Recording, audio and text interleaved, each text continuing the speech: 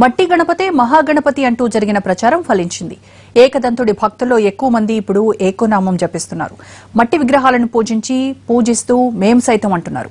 ఈ ఏడాది plaster of Paris తో చేసిన విగ్రహాల కొనుగోళ్లు చెప్పుకోదగ్గ స్థాయిలో తగ్గిపోవడమే ఇందుకు నిదర్శనం.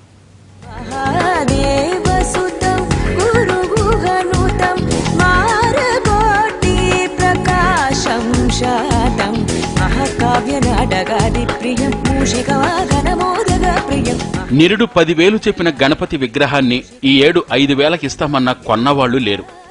అప్పుడు 5,000కి అమ్మిన దాన్ని ఇప్పుడు 2,000కి ఇస్తామన్న తీసుకున్న వాళ్లు లేరు. ఇక చిన్న చిన్న విగ్రహాల సంగతైతే సరే. ఈసారి వినాయక చవితికి ప్లాస్టర్ ఆఫ్ ప్యారిస్ తో చేసిన విగ్రహాల అమ్మకాలు గణనీయంగా పడిపోయాయి. ఆదిలాబాద్ జిల్లాలో అయితే ఇది దాదాపు 70% ఉంది.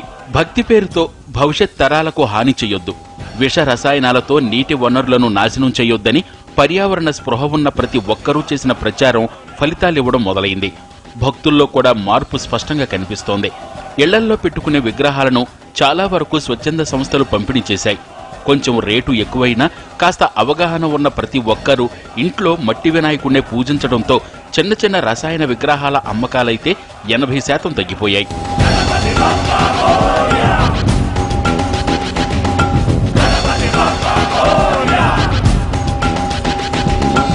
ఆదిలాబాద్తో పాటు మంచిర్యాల, నిర్మల్ వంటి ప్రాంతాల్లో పీఓపీ విగ్రహాల అమ్మకాలు బాగా తగ్గిపోయాయి.